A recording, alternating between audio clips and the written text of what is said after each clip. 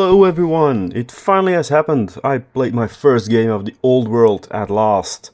The location was a Tin Soldier of Antwerp clubhouse, and facing my beloved Chaos Dwarfs in a 1000 points Get the Grips game was Steven and his Beastmen. So, would I be able to add a Beastman to my slave regiment?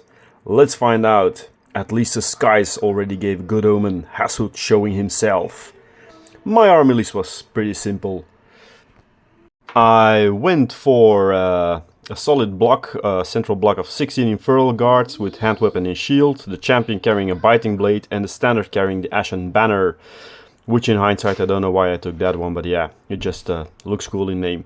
Supporting them are two missile troop units. The first one is 10 Infernal Guards with full command, including the Sword of Striking, and 10 Hobgoblin Archers without any fancy tricks. Yeah, the traits look a bit odd, but I didn't have time to order more suitable ones and paint them up. These troops are of course supported by an Earthshaker cannon, because rule of cool forces me to ever and always bring this to the party.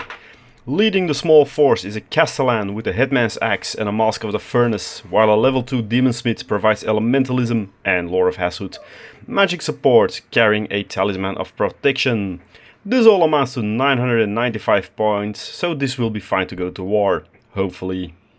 Facing me were the Beastmen, bringing with them a Beast Lord with a blackened plate, Horn of the Fire Beast, Talisman of Protection, Gnarled Hide and Gorg Tusks. He is accompanied by his level 2 Shaman companion who has a power scroll and will be using Demonology.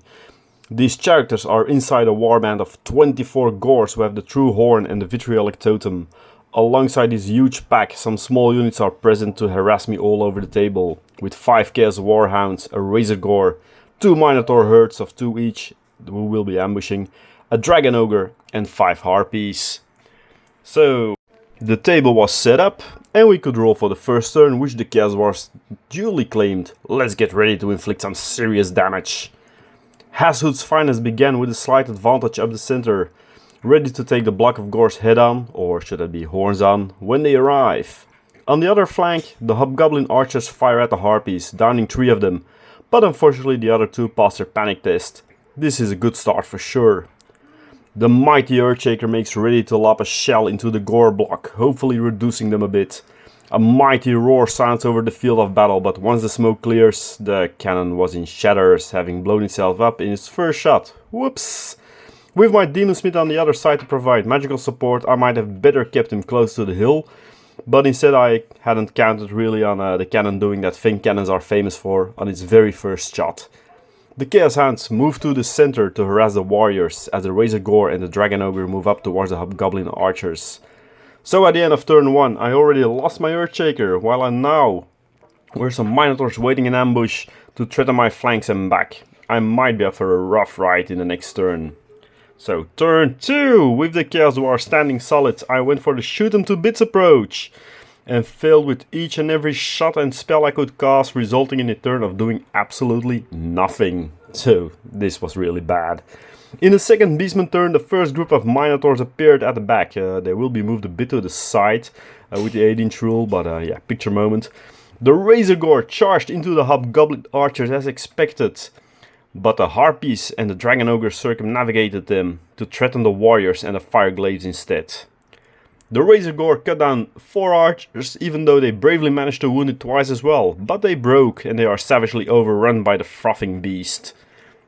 So turn 2 was basically a disaster, with 1 flank gone and my 2 units of Dawizard threatened from every side.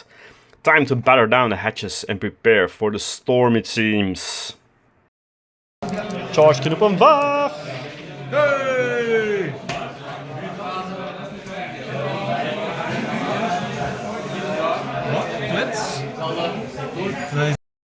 And of course, as they say, the best offense is a defense, so the Chaos Dwarfs elected to actually charge themselves into the Gors as the Fire Glaives shot down a few of the Chaos Hounds. The Demonsmith turned to look at the Minotaurs, started incanting, and with his Wind Blast blew them straight back off the table and out of the game. So that was a pretty fun moment, and let's say it gives a whole new idea to the term of cow tipping. In the big fight in the center, my Castellan issued a challenge and the Gore champion accepted, only to be cut down smoothly. Winning the combat, the warriors pushed the Gors back a bit and kept themselves engaged with their bestial adversaries. In the Beastmen turn, the second unit of Minotaurs appeared on the table, right where the other ones had been moments earlier. The Dragon Ogre and the Harpies charged into the Fireglaves, the stand and shoot having no effect because, yeah, why would I be hitting something with shooting today? Somebody tell me. Think they forgot their bullets at home or something. Challenged by the big beast, the Fireglaive champion stepped forward, but it was no match for the hulking beast. Nevertheless, the Dawizar hold on, and they were only pushed back as a result. In the central combat, the Castellan now challenged the Shaman, and the bestial spellcaster would suffer the same fate as the champion before. So on to the fourth turn. With the whole affair taking place now in the central battle, the Chaos Dwarf turn was brief. The Sorcerer didn't manage to repeat his scout tipping trick, unfortunately. So another challenge was roared, and now the Beast Lord was forced to accept. If I could get a killing blow in, I might still pull it off today. Draai rock. Ja, rock.